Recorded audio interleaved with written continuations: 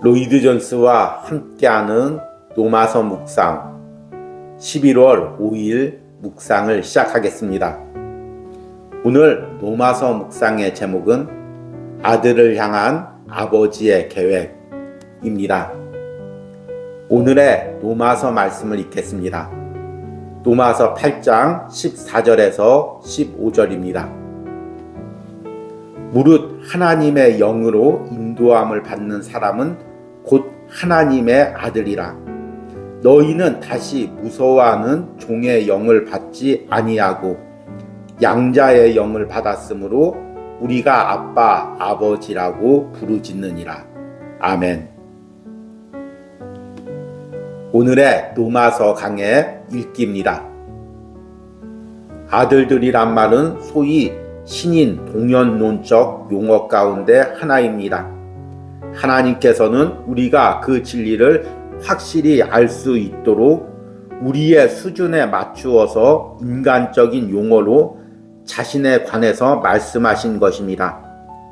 그가 말씀하신 것은 인간처럼 육신의 아버지처럼 그는 우리의 아버지로서 우리에게 매우 특별한 관심을 기울이며 우리가 잘 되는 일과 복락과 유익을 위해서 매우 특별한 배려를 가지고 계시다는 것입니다. 주님은 너희 머리칼 하나도 세신 바 되었다라고 말씀하셨습니다. 하나님께서 아버지로서 우리에게 가진 애정 어린 관심과 특별한 배려가 어느 정도인가를 말해주고 있습니다. 동시에 그는 아버지로서 우리를 위해 계획을 가지고 계십니다. 그는 단순히 수동적인 분이 아닙니다. 우리가 어떤 것을 바랄 때 우리가 가서 말하면 그 어떤 것을 주고 우리는 그에게 감사하는 그런 식의 수동적인 아버지가 아닙니다. 물론 그럴 때도 있습니다. 그러나 거기에서만 끝나지 않습니다. 아버지는 자녀를 위해서 계획을 가지십니다. 자녀는 성숙해지기까지 그렇게 할 수 없습니다. 그래서 아버지는 그 자녀의 유익과 장래를 마음에 두시고 그를 위해 어떤 일을 계획하셔야만 합니다. 우리 구원 전체가 아버지의 위대하고 영광스러운 결과요, 우리를 영화롭게 할 그의 계획의 열매입니다. 이것이 성경 전체에 흐르는 위대한 주제입니다. 예를 들어 히브리서 2장 10절에 있는 진술을 보십시오. 그러므로 만물이 그를 위하고 또한 그로 말미암은 이가 많은 아들들을 이끌어 영광에 들어가게 하시는 일에 그들의 구원의 창시자를 고난을 통하여 온전하게 하심이 합당하도다. 하나님의 계획은 그 많은 아들들을 영광, 그 궁극적인 영광에 이르게 하는 것입니다. 사도는 그 궁극적인 영광에 대해서 노마서 5장 초두에 언급하였고 노마서 8장 후반부에서 다루어 나갈 것입니다. 하나님께서는 우리에게 이처럼 개별적인 관심을 가지십니다.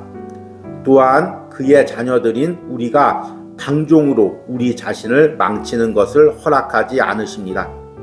그는 오히려 책망하시고 징계하시고 벌하시고 때때로 고난도 받게 하십니다.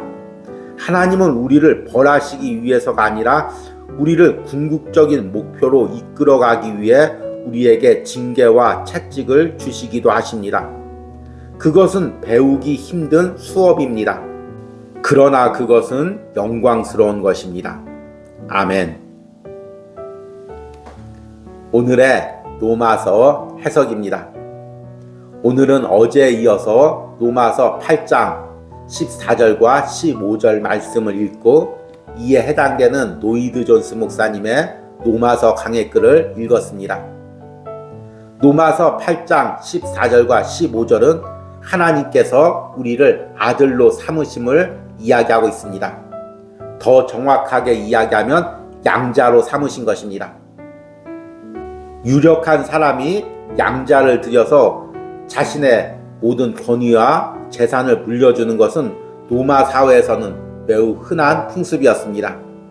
그래서 바울은 로마 사회에서 살고 있는 그리스도인들이 잘 이해할 수 있도록 아들이란 용어와 함께 양자라는 용어로 우리가 어떻게 하나님의 아들이 되었는지를 말씀하고 있습니다. 그래서 오늘 로마서 강에서는 이것을 신인 동형론적 표현이라고 이야기하고 있습니다.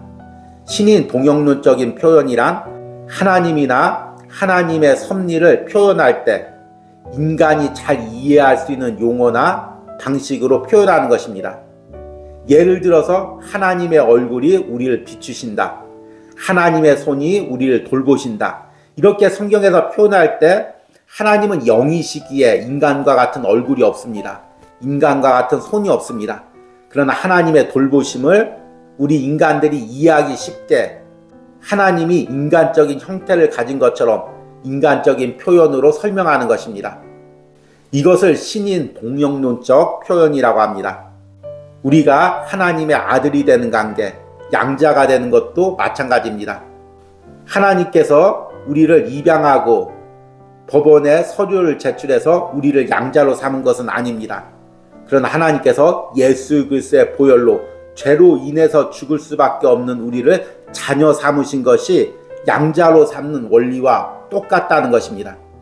그래서 인간들이 이해하기 쉽게 신인 동형론적인 표현으로 하나님이 우리를 어떻게 대하는지 표현하는 것이 우리를 아들로 삼는 것, 양자로 삼는 것입니다.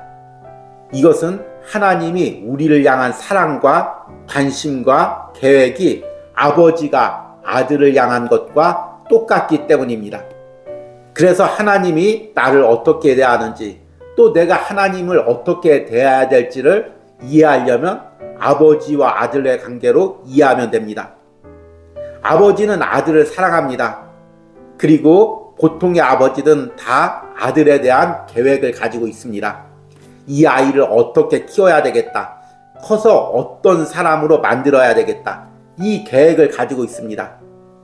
그런데 대부분 아들들은 철이 들기 전까지는 이런 계획에 무관심합니다. 그저 오늘 재밌게 노는 것, 오늘 즐기는 것, 이것이 전부입니다. 아버지가 공부를 시키고 세상을 가르치려고 해도 아들은 그저 오늘 하루 재밌게 놀고 세상에서 즐기고 게임하고 이것이 전부이죠.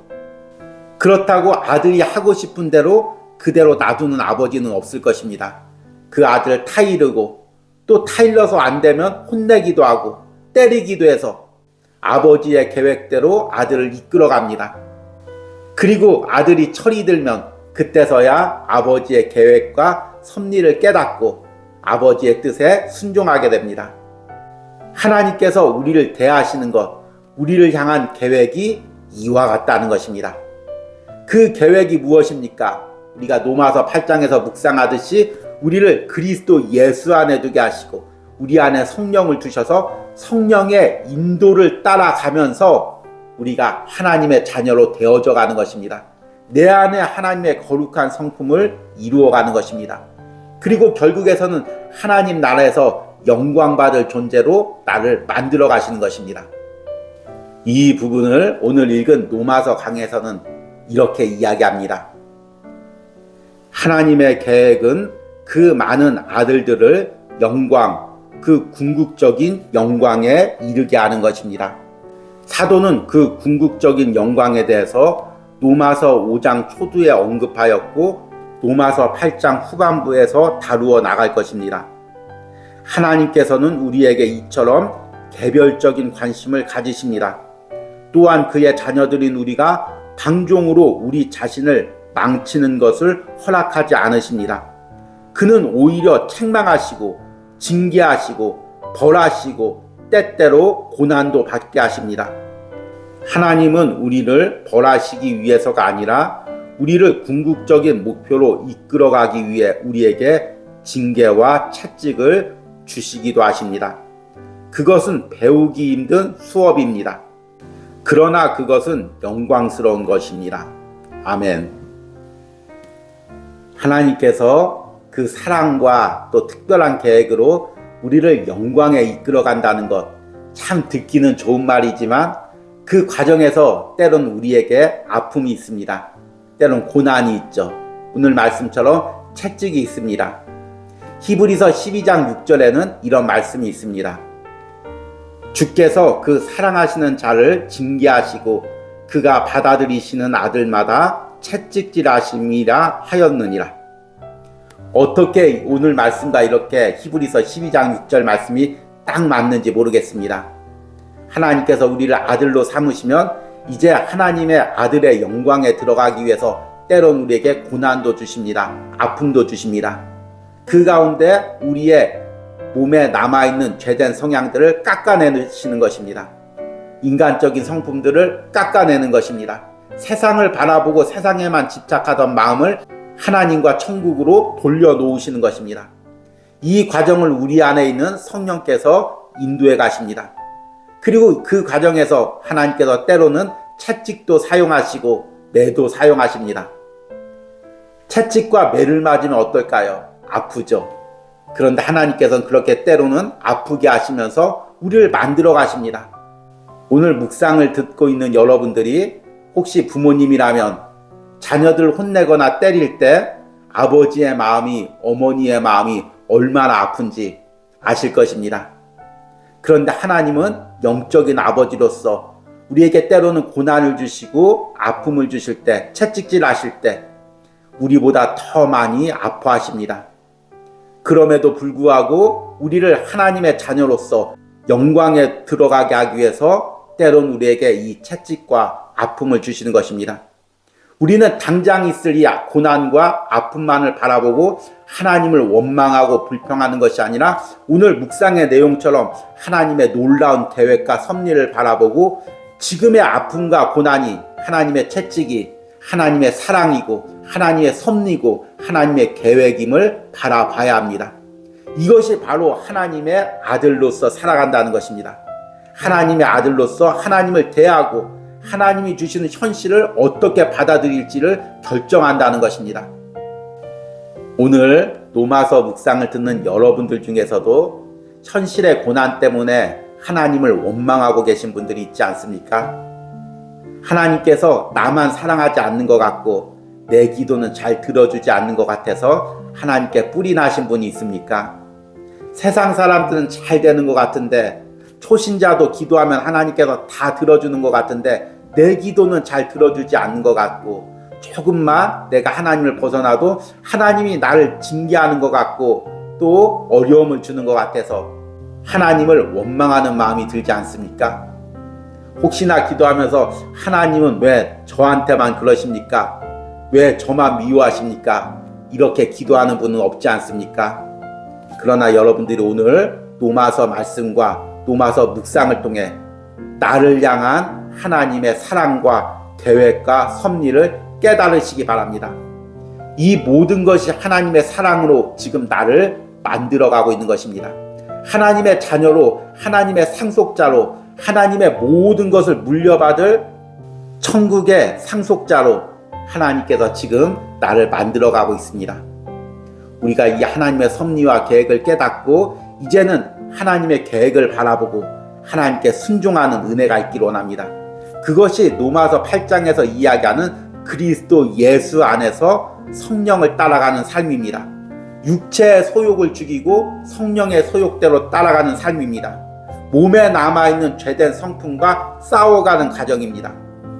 이런 은혜가 오늘 로마서를 묵상하는 여러분들의 심령과 삶에 있기를 축복합니다. 오늘의 적용과 기도입니다. 내가 하나님이 주시는 고난과 징계로 인해 하나님의 사랑을 의심하고 원망했던 부분은 무엇입니까? 오늘 말씀과 묵상을 통해 하나님의 사랑과 계획을 볼 수 있게 해달라는 기도를 드리시기 바랍니다. 우리 함께 기도하겠습니다. 주께서 그 사랑하시는 자를 징계하시고 그가 받아들이시는 아들마다 채찍질하심이라 하였으니 아멘. 주님, 오늘 말씀을 통하여 우리가 하나님의 아들들이 되었음을 깨닫습니다. 그리고 하나님께서 아버지의 사랑으로 나를 대하시고 나를 보살펴 주시고 나를 인도해 감을 깨닫습니다. 나를 향한 하나님의 놀라운 계획과 섭리가 있는 줄을 다시 한번 깨닫습니다. 주님, 내가 현실의 이 어려움과 현실의 고난만을 바라보고 하나님을 원망하거나 또 불평하지 않게 하여 주시옵소서. 이 현실의 어려움과 고난 너머에 있는 하나님의 계획과 섭리를 바라보고 이 모든 것을 통하여 하나님이 나를 만들어가고 계심을 깨닫게 하여 주시옵소서. 그리하여 이제는 하나님의 계획에 순종하며 성령의 인도대로 따라가며 하나님의 자녀로서의 삶을 살아가게 하여 주시옵소서. 이 땅에 초점을 맞추고 이 땅에서의 원하는 기도를 들어주지 않는 것을 원망하기보다 하늘나라와 하나님께 초점을 맞추고 하나님이 원하시는 기도가 무엇인지를 깨닫고 이런 기도를 하나님께 올려드리는 삶을 살게 하여 주시옵소서. 예수님의 이름으로 기도했습니다. 아멘.